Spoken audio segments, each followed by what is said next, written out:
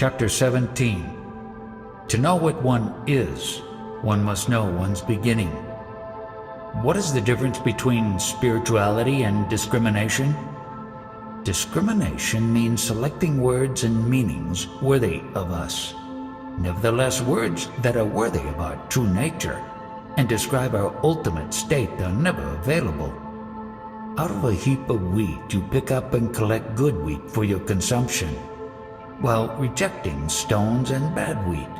Similarly, discrimination is to be used. At present, you identify yourself with your body and mind.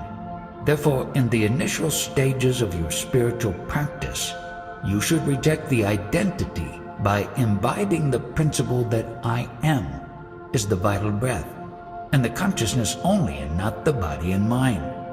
In the later stages, the vital breath and the consciousness, that is, the knowledge I am, merge in one's ultimate nature, just as the thoughts of a professor or pandit subside in him when he goes to sleep. A person in deep sleep does not know himself, because even the sense of his beingness has merged in him.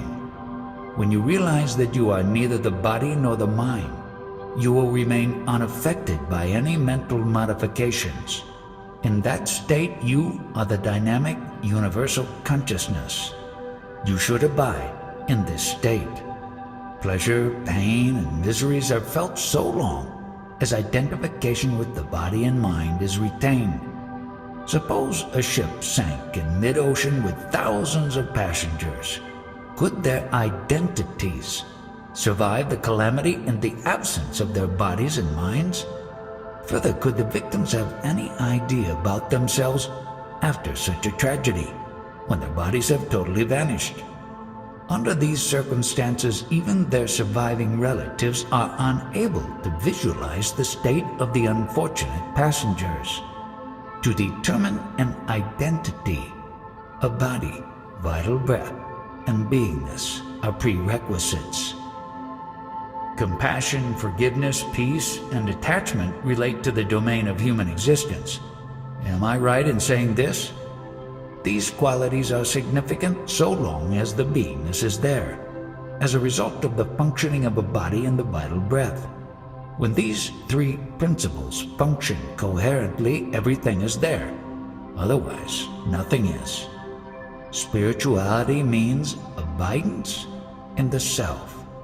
When you discuss or think of any topic such as discrimination or spirituality, you study it objectively and fractionally. But I do it subjectively and totally by pointing to the all-embracing principle, the self. Understand the self. Be the self. So long as your body, the vital breath, and the beingness are there, you know that you are.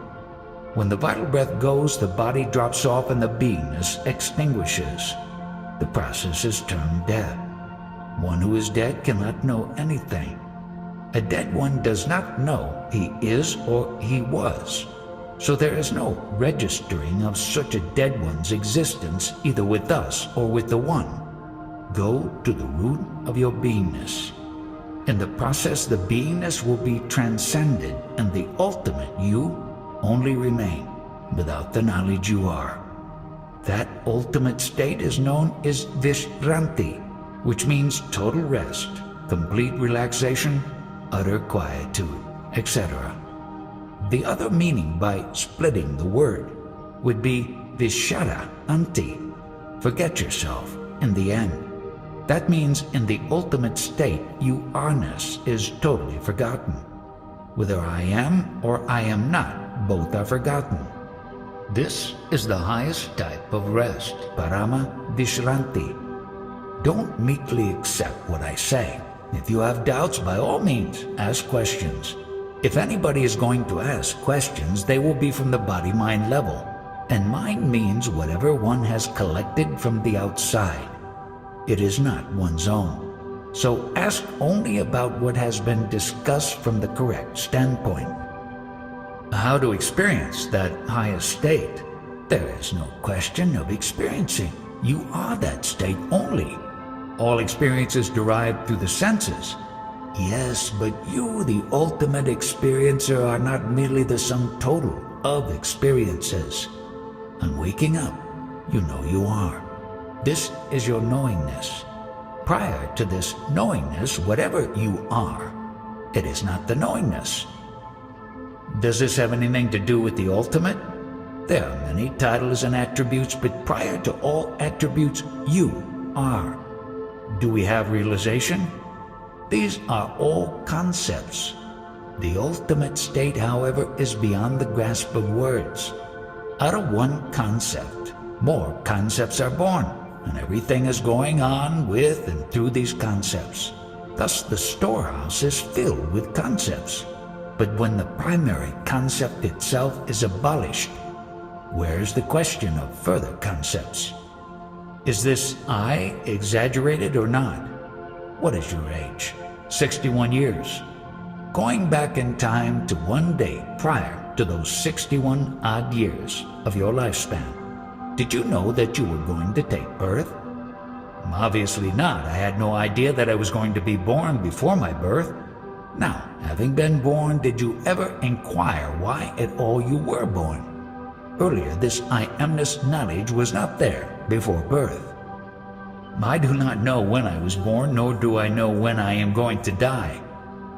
But all these days, why did you not make the inquiry? Now that you have the knowledge I am, how did you come to it? Granted that you were born unknowingly, but like a man asleep on waking finds that he has a large boil, will he not inquire, where did I get this boil? I did inquire. With whom did you inquire? What answer did you get? But I did not get any answer. How and why this knowledge I am? How did this knowledge I am appear from the non-knowing state? I don't know. You must know that. What is the use of all types of information? Thousands of people have drowned in a ship. What information can you have about their present state? Death. Obviously nothing. Can the one who did not know about death or birth have knowledge of his death? We shall have to inquire from the dead person. Are you going to inquire from the dead? Unknowingly this knowingness has appeared. How? From nothingness this I amness has appeared. How? Prior to your birth, did you ever experience your I amness? Probably not. Why probably? Definitely no. Collection of any information regarding the non-knowing state is merely an idle inquiry. Why do you clasp that knowingness now? Since you are going to meet death, definitely. Prior to birth, you did not know you were. You are going to die. Then why are you clinging to all these concepts of heaven, hell, virtue, and sin? Will you care to turn around and observe, now that you have heard all these talks? Sometimes I do. What is the use of that? Finally, you must come to the conclusion that there is no such thing as the me and the mine. See at least your beginning. Probably we have a right to the beginning and not to the end. I am interested only in your beginning. How did you happen to be? It is most important. I am interested in me and myself. But did you come to know what you are? You bless me. You place before me your identity, and then I bless it. When one does not know his very beginning, how can he plead for anyone? Although you know full well that you do not know, why do you still embrace all this? It is all instinct. We naturally embrace all this. What is that instinctive uprising? What is it that is born? You are not concerned about it. You do not have the knowledge because you do not have the urge. If you have a deep urge, then only will there be illumination. Until then, you will be making all the efforts while someone else will be taking the advantage, like a blind man working on a grinding stone while a dog eats all the flour. Now, how should we get rid of this blindness? By abiding in the self through insistence. Meditate on the self. You must do Hatha Yoga of insistence and perseverance to have perfect knowledge about the self. Is there anybody who has such knowledge? Yes, a rare one in 10 million. Having come upon these mathematical odds, do you now give up on the inquiry? I do not want to give up. Have you come to this conclusion after pinching your ears? What is the use of striving all along? What is the use of any of your concepts? A jnani is beyond concept. He gives no importance to any concept. He may not know how much we are striving now and have done so earlier. You have no idea. Ramakrishna Paramahamsa appealed to the mother. "O mother, take me beyond thought and knowledge as I get mad with them." Did you try it yourself? Did you go beyond thought and knowledge? If not, why do you refer to others? No. If you have not tried the recipe on yourself, why do you talk about it? Why do you introduce someone else's judgment? Can you remain alive without words? Without them, how can you manage your daily activities? I know the history of your birth, why you call a person your father or mother. I know full well. Why do you bother about others instead of bothering about your own self? Others, such as Ramakrishna Paramahamsa.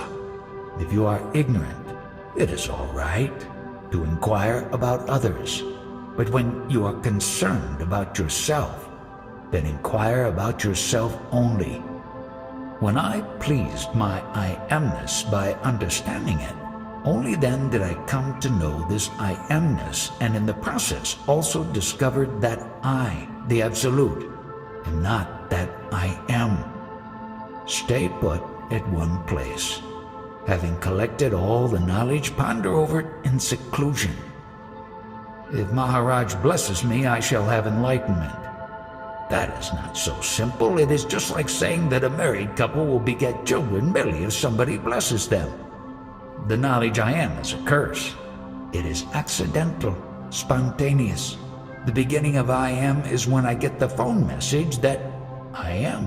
And when I have the information I am, that is the Ganesa state. Why is Ganesa equated with the primordial sound pranava, that is Aum? Because Ganesa represents the knowledge prana, the vital breath.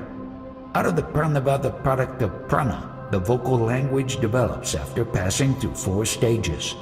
That is para, pashyanti, madhyama, vikari. Para is the source and the subtlest stage. Vikari is the grossest, representing the bursting out of vocal language. The state prior to para is love to be, the sense of love, which gives rise to all activities. That state is Ganesa. July 26, 1980.